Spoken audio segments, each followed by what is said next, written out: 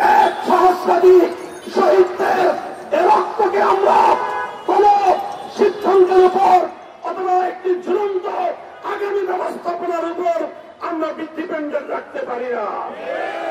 এই জুলাই যোদ্ধাদের রক্তের প্রতি, শহীদদের প্রতি শ্রদ্ধা প্রদর্শন করতে চাইলে বর্তমান সরকারকেই জুলাই সনদের আইনি ভিত্তি প্রদান করতে হবে।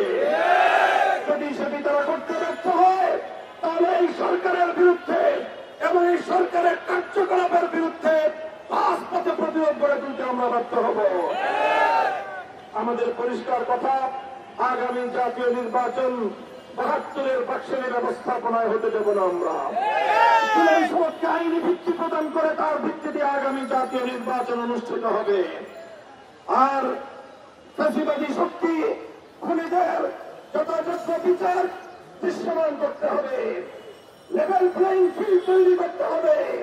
বাংলাদেশের মানুষ মনে করে এখনো কোন রাজনৈতিক দলের বিভিন্ন ধরনের অবৈধ সুযোগ সুবিধা প্রদান করার জন্য প্রশাসনে বিভিন্ন ধরনের কার্যকলাপ চলছে, সেই ধরনের কার্যকলাপ বন্ধ করতে হবে ইত্যাদি।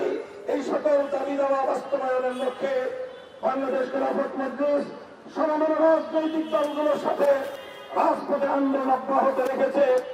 অক্টোবর মাস আমরা শান্তিপ্রিয় আন্দোলনের মাধ্যমে সরকারকে আমরা আমাদের দাবি জানান দিচ্ছি।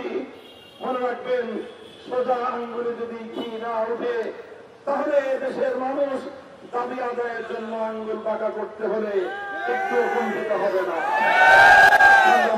বন্ধুগণ, আপনাদের সকলকে আগামী দিনে বিশেষ করে জুলাই সনদের আইনি ভিত্তি অর্জন, উচ্চকক্ষে পিআর পদ্ধতির নির্বাচনের ব্যবস্থা প্রতিষ্ঠা সহ বাংলাদেশ খেলাফত মজলিস ঘোষিত 5 দফা দাবি আদায়ের লক্ষ্যে রাজপথে আন্দোলনকে তীব্রতর করার উদাত্ত আহ্বান জানিয়ে আগামী 27 অক্টোবর বাংলাদেশের প্রতিটি জেলায় জেলায় 5 দফা দাবিতে